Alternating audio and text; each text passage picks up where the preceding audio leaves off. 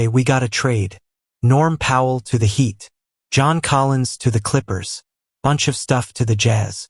Specifically, Kevin Love, Kyle Anderson, and a second-round pick heading to Utah.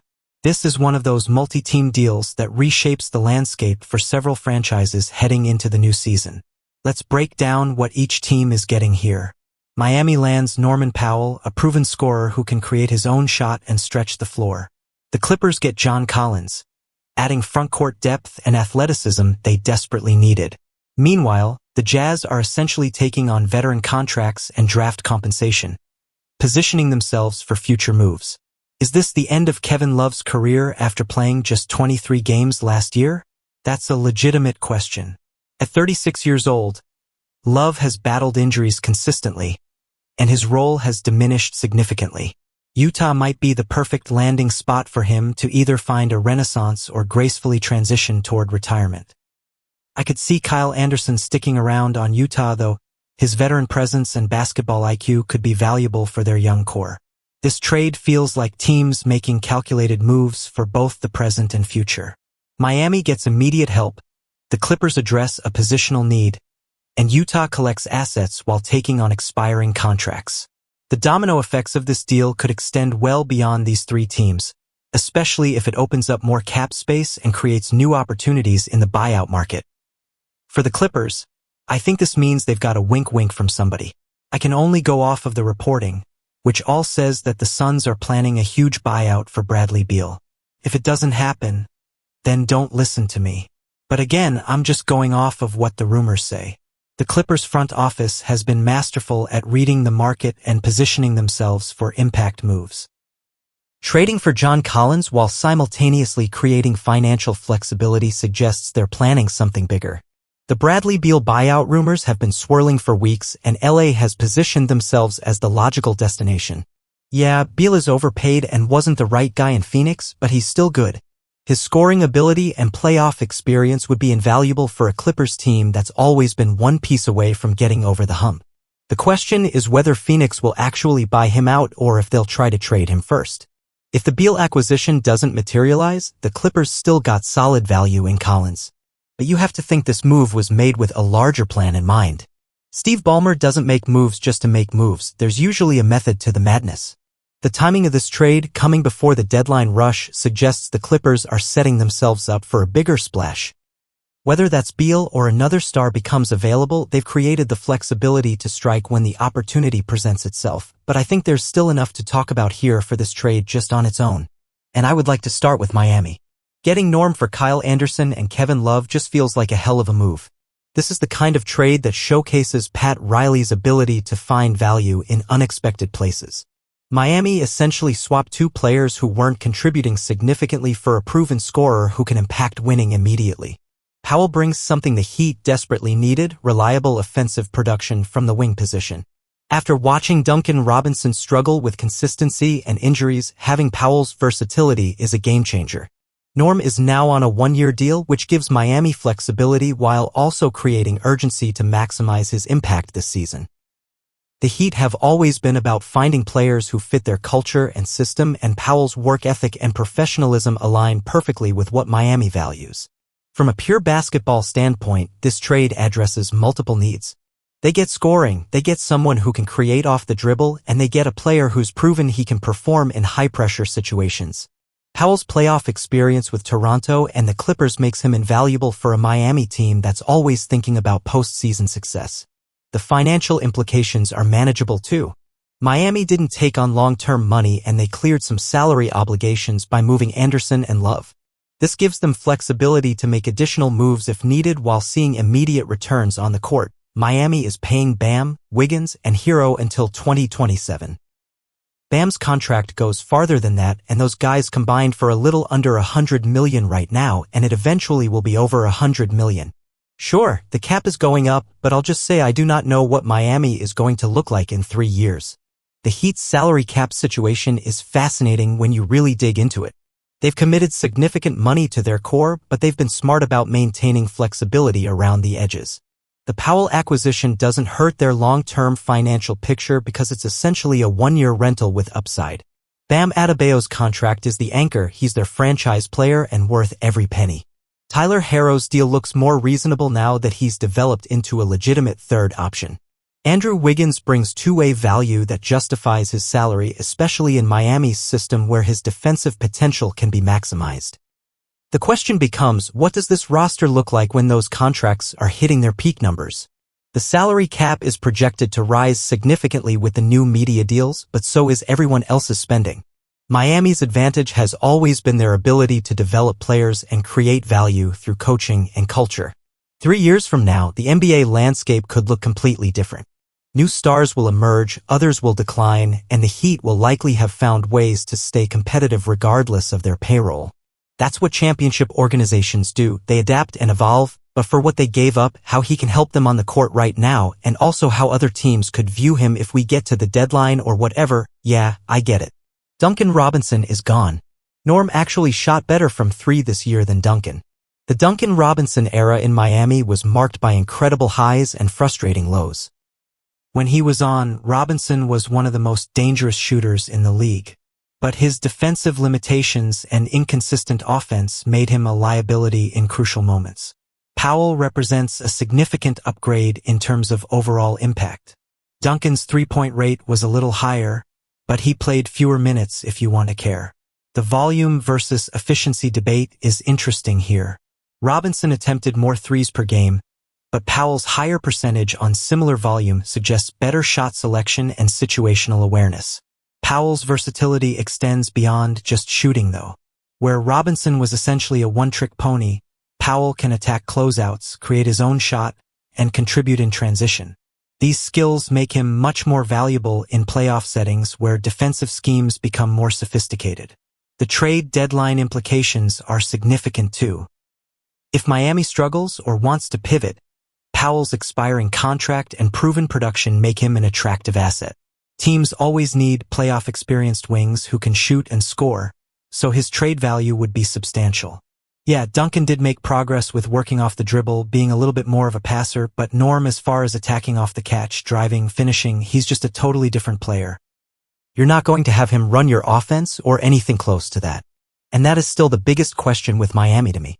But Powell's offensive skill set addresses several immediate needs for the Heat while potentially creating new opportunities they didn't have before. Powell's ability to attack off the catch is elite level. He doesn't need elaborate plays or extensive ball movement to get good looks. Give him a screen, a handoff, or just a simple catch-and-shoot opportunity and he can convert efficiently. This makes him perfect for Miami's system, which often relies on quick decisions and player movement. His driving ability adds another dimension that Duncan Robinson never possessed. When defenders run him off the three-point line, Powell can put the ball on the floor and get to the rim. This keeps defenses honest and creates driving lanes for other players. The threat of his drive also makes his three-point shooting more effective. The finishing ability around the basket is what separates good scorers from great ones. Powell has consistently shown he can convert in traffic, use both hands, and adjust his shots based on defensive positioning. These skills become even more valuable in playoff basketball where every possession matters. And you can already imagine Powell running DHOs with Bam. You can imagine Spoelstra in just any sort of off-ball screen. Like, Powell doesn't need much to attack. I mean, you can in a way put him in a lot of the similar sets that you would put Duncan Robinson in, but with much better results. If there's an opening to attack, he'll get downhill and finish. Now, comparing it to the Clippers, there is nobody on this Miami team that is as good of a passer as Harden. This creates interesting dynamics for how Miami will integrate Powell into their offensive system. Erik Spoelstra has always been masterful at maximizing player strengths while minimizing weaknesses. With Powell, he gets a player who can function effectively in multiple offensive concepts. The pick and roll with Bam becomes more dangerous because Powell can both shoot over screens and attack if defenders go under. The handoff game that Miami loves to run will be enhanced significantly. Powell's ability to come off handoffs and either shoot or drive gives them options they didn't have with Robinson. Defenses will have to respect both possibilities, creating better spacing for everyone else. Off-ball movement is where Powell really shines. He understands how to use screens, how to create separation, and how to find open spaces on the floor. This basketball IQ translates directly to Miami's motion-heavy offense where players need to make quick reads and move without the ball. The transition game could see improvements too. Powell's speed and finishing ability make him a legitimate threat in fast break situations. This could encourage Miami to push the pace more, especially with Bam's passing ability to find runners in transition. So if there's an opening to attack, he'll get downhill and finish. The question becomes whether Miami can create enough of these opportunities consistently throughout games and playoff series. The lineup of Devin, Harrow, Wiggins, Bam, and Khalil Ware had an offensive rating of 112.5 in like 120 minutes, which is not a whole lot, but I mean, yeah, that would be the equivalent of like 20-something in the league. This small sample size gives us insight into Miami's potential moving forward. Now with Powell in the mix, the offensive rating could improve significantly. His ability to create his own shot relieves pressure on Harrow and Wiggins to generate all the offense from the perimeter. The spacing becomes better and the overall flow of the offense should improve. And this doesn't change that they still need a high-end creator, but it's a step in the right direction. Miami's search for that elite playmaker continues, but Powell's addition makes them more competitive in the meantime. Sometimes teams need to make incremental improvements while waiting for bigger opportunities. If they want to keep committing to the Bam Khalil Ware frontcourt, then at that point, if you want to maximize Powell's minutes, you're looking at Devin losing some minutes. This creates interesting rotation decisions for Spoelstra, who will need to balance development with winning. The minutes distribution becomes crucial. Powell needs enough playing time to make an impact, but Miami also wants to continue developing their young players. Finding the balance will be key to both short-term success and long-term growth. The depth chart flexibility that Powell provides cannot be understated. He can play multiple positions and fit into various lineup configurations, and that's definitely a defensive drop-off going from Devin to Norm. But the offensive upside is much bigger. This trade-off encapsulates modern NBA team building. Sometimes you have to sacrifice in one area to gain significant advantages in another. Powell's defensive limitations are well documented. He's not a lockdown defender by any means, and his size can be exploited by bigger wings. However, Miami's defensive system has historically been able to hide weaker individual defenders through scheme and team concept execution. Even if like between Harrow, Bam, Wiggins, and Powell, there's definitely high-end playmaking that's missing there. But still, Norm gets buckets, and that's cool. The defensive concerns are real, but the offensive boost might be worth the trade-off, especially if Miami can scheme around Powell's limitations. The cynical take to this could be that Norman and Harrow just aren't going to play off each other that much defensively. Having two smaller guards who aren't elite defenders could create matchup problems against bigger, more physical teams. But they've already been dealing with this with Duncan Robinson. Miami's defensive infrastructure remains intact. Bam Adebayo is still an elite rim protector and help defender. Andrew Wiggins has shown improved defensive focus and intensity. The system that Spoelstra has built can accommodate players with defensive limitations if they provide significant offensive value. And also, I feel like if you just have Bam and SPO, they'll figure it out. The combination of elite coaching and foundational defensive players gives Miami the flexibility to integrate offensive-minded players like Powell. And now they got Wiggins on the ball. They got Devin for the lineups when he's in there. And also for the season, the Bam Khalil frontcourt had a defensive rating of 108. It's really good. This defensive foundation gives Miami the confidence to add offensive-minded players like Powell. The versatility of having multiple ball handlers and defensive options creates matchup advantages that Miami can exploit. Wiggins' improved ball handling and playmaking takes pressure off the point guard position. Devin's defensive intensity provides energy and disruption when he's on the floor. If you want to go post-all-star, it is noticeably worse defensively. But even so, the length next to Bam, I think there's a lot there. The defensive rating decline might be due to various factors, injuries, roster changes, or just natural variance over small sample sizes. Khalil Ware's development has been encouraging. His length and athleticism complement Bam's skill set perfectly. Having two mobile big men who can switch and protect the rim gives Miami defensive flexibility that many teams lack. Yeah, Khalil Ware still needs to make progress, but every young big does. The learning curve for centers in the modern NBA is steep, but Miami has shown they can develop young players effectively. Their coaching staff and veteran leadership provide the perfect environment for continued growth. I think defensively they'll get there again. I mean, they're like 9th in defensive rating this past season with all the Jimmy chaos, so it's cool. The Jimmy Butler situation created distractions, but the defensive foundation remained solid. As far as John Collins and the Clippers, where again, I think Bradley Beal is the next part of this for them. Collins on a one-year deal. We'll see. The Clippers do not have a lot of long-term money committed, so do with that whatever you will. The Collins acquisition addresses immediate needs while maintaining future flexibility. His athleticism and scoring ability provide dimensions that the Clippers' frontcourt was lacking. The one-year deal structure allows them to evaluate fit while keeping options open for next season. First off, having another forward who's actually taller than Kawhi. This now gives them, I believe, two between him and Nick Batum, which means Kawhi hopefully doesn't have to do as much dirty work for these guys as he gets older and keeps trying to preserve his lower body. Load management and injury prevention have become crucial for the Clippers' championship hopes. Having Collins available to handle physical matchups and rebounding responsibilities could extend Kawhi's career and keep him healthier for playoff runs. And also a player type that they didn't really have. Someone besides Zubac who can screen for Harden and be a threat to score inside. Collins brings legitimate pick-and-roll threat that opposing defenses have to account for. His ability to finish around the rim adds another dimension to Harden's playmaking. The versatility factor cannot be understated. Collins can play both forward positions, provides spacing with his improved three-point shooting, and brings energy that playoff teams need. His athleticism could be particularly valuable in transition situations where the Clippers want to push pace, and also a little bit of pick and pops. You know, Collins' three-point percentages have been good ever since he overcame that finger injury from a couple years ago. Still doesn't take a whole lot, but his improved shooting gives the Clippers additional spacing options. The injury recovery and subsequent shooting improvement tells us about Collins' work ethic and adaptability. Players who can overcome physical setbacks and add new skills to their game are valuable assets, especially for playoff teams that need depth and versatility.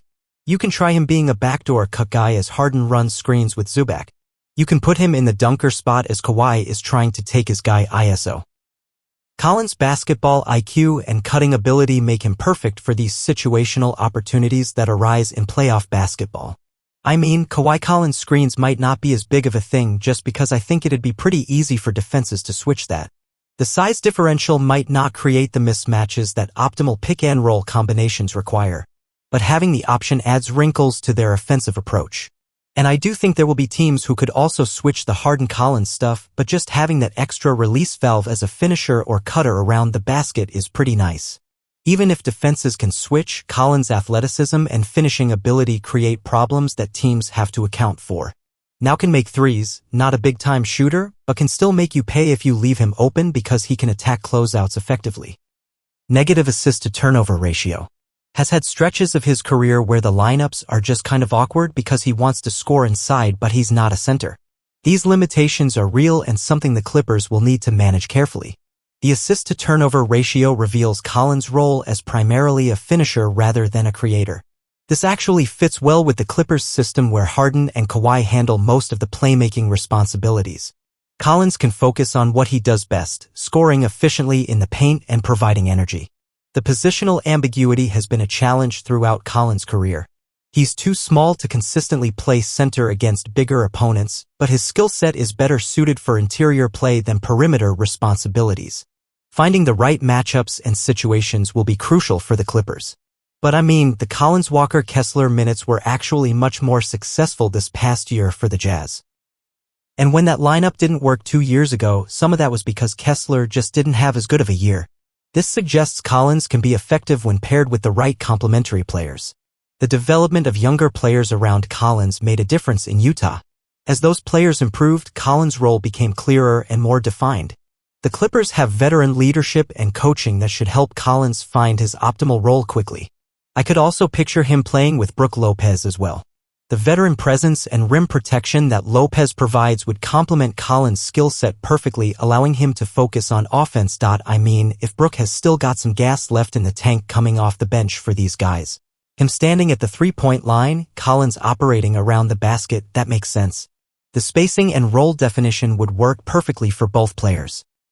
Brook Lopez's shooting ability and rim protection create ideal conditions for Collins to operate.